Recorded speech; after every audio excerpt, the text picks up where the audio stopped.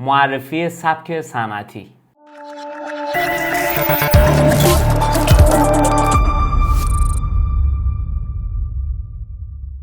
سبک صنعتی سبکی که کاربرد بسیار زیادی داره و میشه گفت یه سری المان‌ها داره، در فضاهای مختلفی هم استفاده میشه و بخوام ریشه و تاریخچه‌ش رو بهتون بگم، با توجه به همین عکسی هم که حتی میبینید، ریشه در کارخانه‌ها و فضاهای صنعتی بسیار قدیمی داره.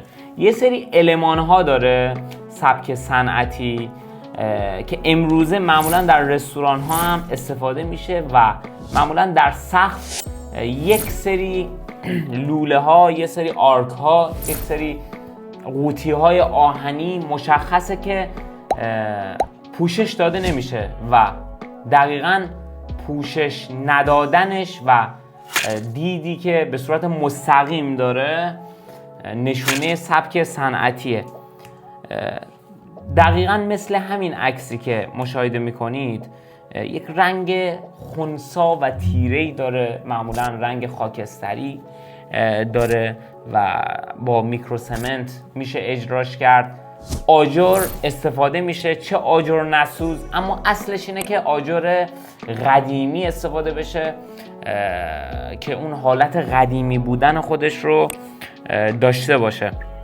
و المان اصلی سبک صنعتی متریال های خام هستش، دقیقا مثل همین آجری که مشاهده میکنید، مثل بتونی که توی کف میشه ازش استفاده کرد، مثل میکروسمنت، یک حالت کهنه‌کاری شده، یک حالت قدیمی، یا چوب‌های خام یا فلزهایی که به صورت خام هستش. میبینید یکم زنگ زدگی داره و یک سری نورپردازی‌های خاصی داره در سبک صنعتی که چراغ‌های آویز نصب میشه و معمولاً روکار متریال ها، معمولاً نورپردازی که در سبک صنعتی استفاده میشه به صورت روکار هستش و حالا چراغ‌های ریلی هم استفاده میشه. میبینید یک سری مبلمان استفاده میشه، مبلمان چرم یا همون مبل‌های چستر که الان زیاد ترند نیست اما در این سبک استفاده میشه، پایه‌های فلزی، چرم‌های کهنه‌کاری شده، چوب‌های خام و چوب‌هایی که رنگامیزی نشده.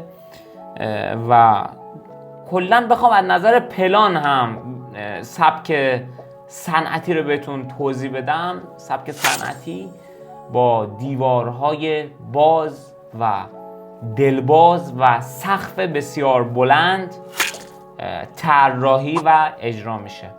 امیدوارم خوشت اومده باشه. از این پستمون کانالمون رو دنبال کنید و به سایتمون هم حتما سر بزنید. توی کپشن واسهتون لینکش رو گذاشتیم.